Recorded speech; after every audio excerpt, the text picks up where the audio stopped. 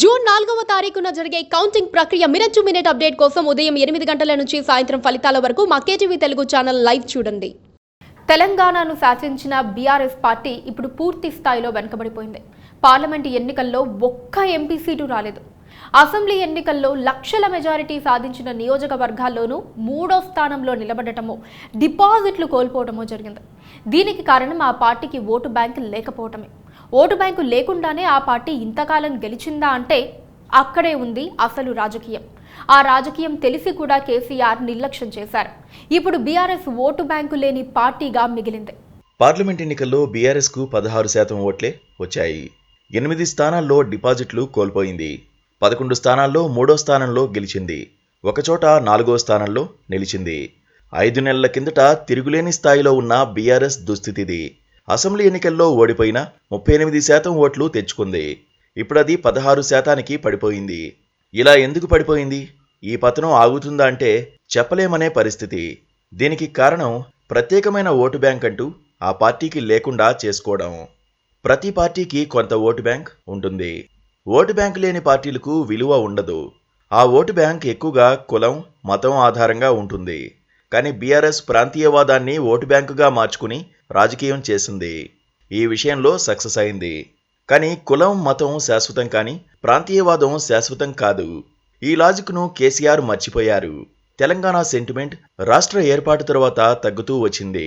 ఎప్పటికప్పుడు దాన్ని లైవ్లో ఉంచడానికి కేసీఆర్ ప్రయత్నించారు. కానీ దురాశతో దేశ రాజకీయాలు చేయాలన్న ఆలోచనతో మొత్తం సెంటిమెంట్ను వదిలేశారు. ఫలితంగా ఇప్పుడు అసలు సొంత ఓటు బ్యాంకు లేకుండా ఉన్న పార్టీగా మిగిలిపోయింది.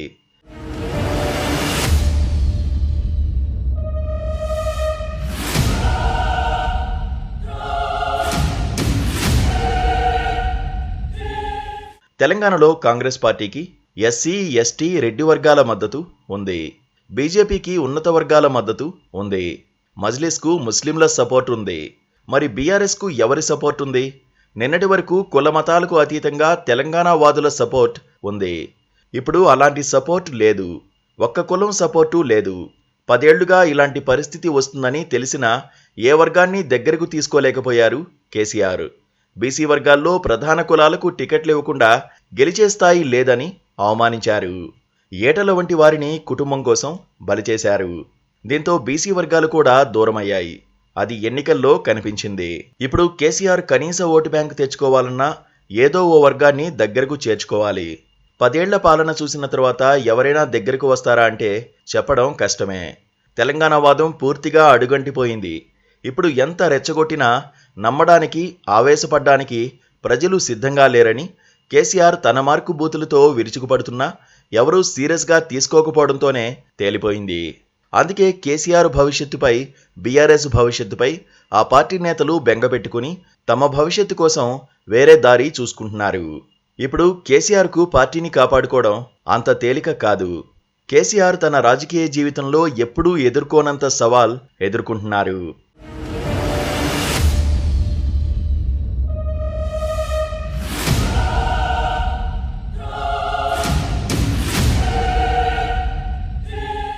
రాజకీయాల్లో ఏది అసాధ్యం కాదు. అలాగే బీఆర్ఎస్ మళ్లీ పుంజుకోవటం కూడా అసాధ్యం కాదు. కానీ అలాంటి దాడులు కేసీఆర్, కేటీఆర్ ముందు చాలా తక్కువ ఉన్నాయి. జాతీయ పార్టీలను ఎదుర్కొని ముందుకు సాగాల్సి ఉంది.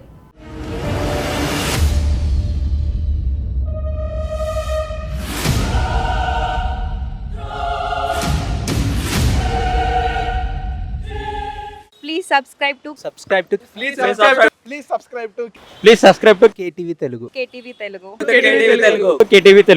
KTV Telugu channel.